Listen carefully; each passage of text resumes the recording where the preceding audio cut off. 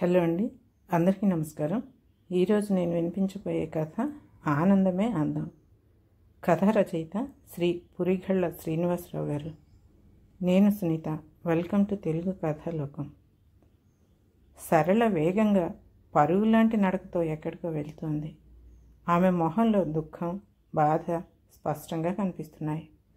కొంతకాలంగా ఆమెను జాగ్రత్తగా గమనిస్తున్న శివాజీకి ఆశ్చర్యం కలిగింది. ఏమైంది? ఎప్పుడు చలాకీగా ఆనందంగా ఉండే పిల్లకు ఈరోజు ఏమైంది? ఎక్కడికి వెళ్తుంది అనుకున్నాడు. ఆమె తనను చూడకుండా దూరంగా వెంబడించాడు. అయినా పరిసరాలను పట్టించుకునేలా లేదు ఆమె. సరాసరి కోదండరాముడు ఆలయానికి వెళ్ళింది. సమయం ఉదయం 10:30 అవుతుంది. గుడి పలచగా ఉంది. 2-3 ఉన్నారంతే.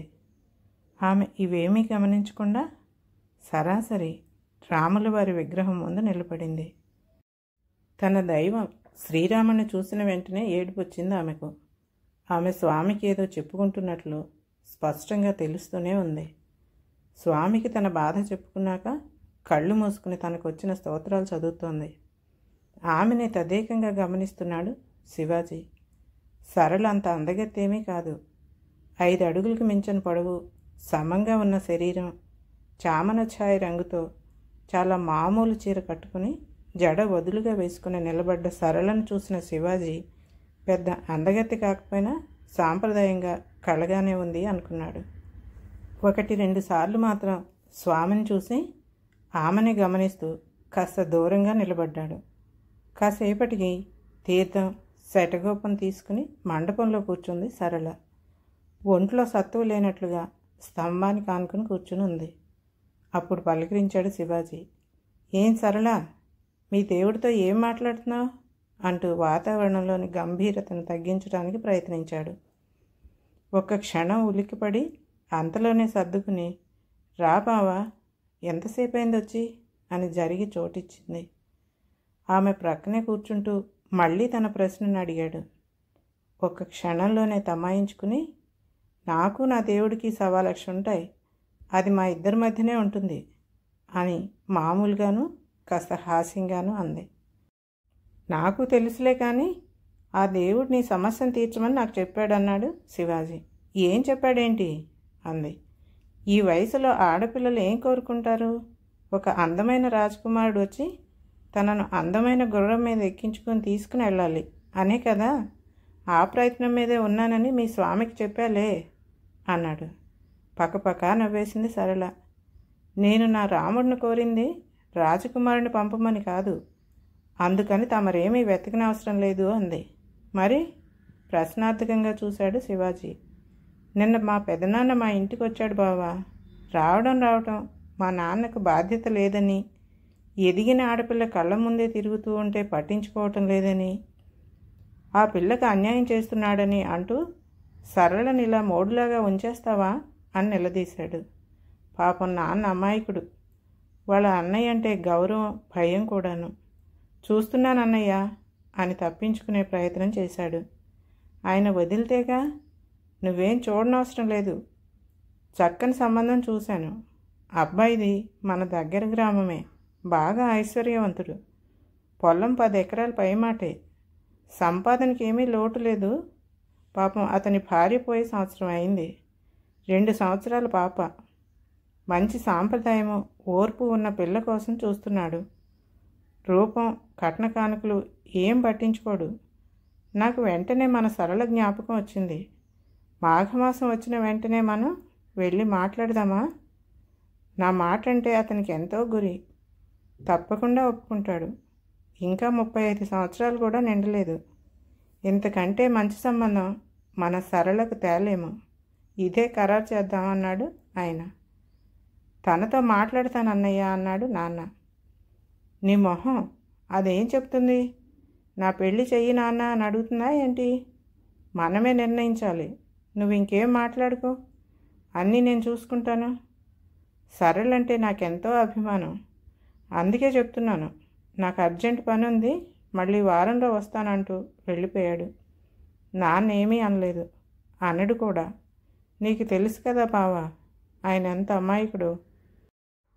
ఏమీ చెప్పలేక వాళ్ళ అన్నయ్య మాట కాదనే ధైర్యం ఆయనకు లేదు. మంచిదే కదా సరళ, త్వరలో నువ్వు ఒక శ్రీమంతుడికి భార్య కాబోతున్నావు అన్నమాట అన్నాడు శివాజీ. నువ్వు అలా అంటావేంటి బావా? నీకు తెలీదా నాన్న విషయం?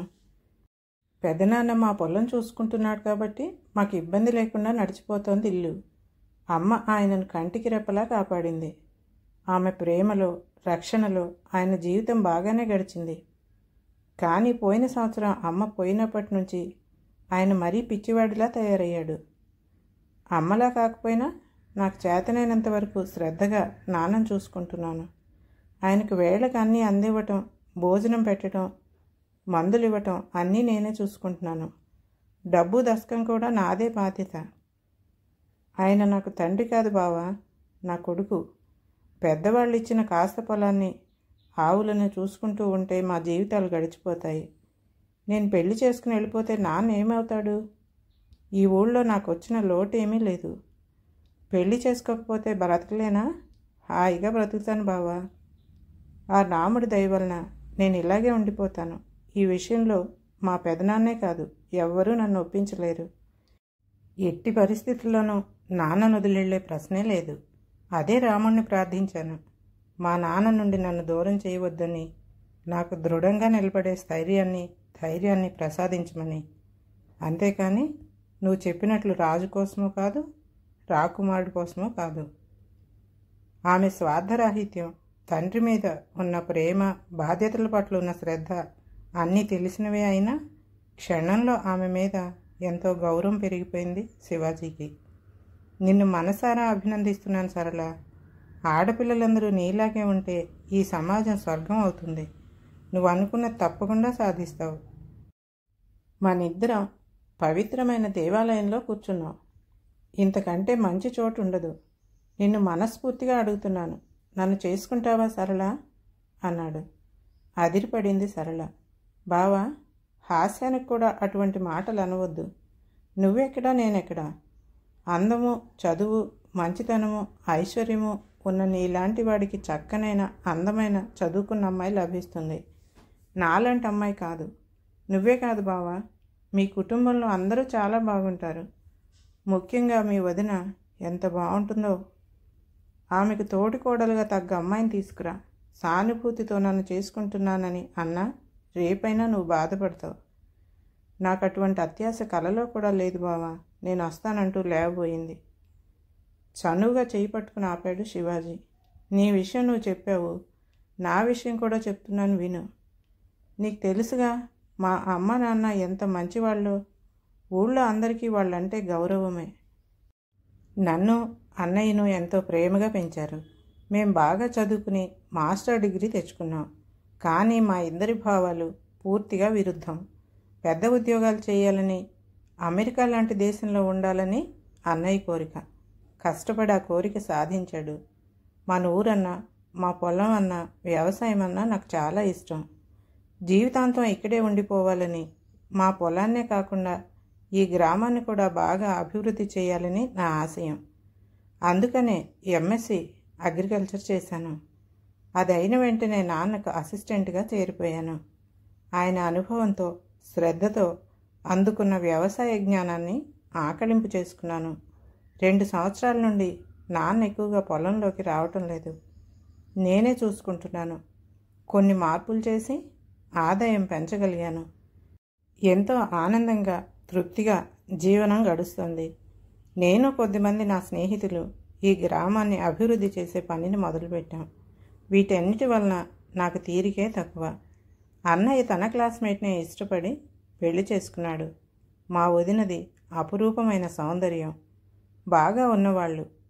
కోడల్ని చూసి మురిసిపోయారు అమ్మ నాన్న. పెళ్లి తర్వాత సత్యనారాయణ స్వామి వ్రతం కోసం ఈ ఊరొచ్చింది మా వదిన. మర్నాడే హానిమూన్ అని వెళ్ళిపోయారు. మళ్ళీ ఆమె మన ఊరు రానే లేదు. అన్నయ్య ఒక్కడే వచ్చి అమ్మ నాన్నల ఆశీస్సులు తీసుకుని వెళ్ళిపోయాడు. పెళ్ళైన 2 సంవత్సరాల తర్వాత అన్నయ్య ఒక్కసారి ఇండియా వచ్చాడు.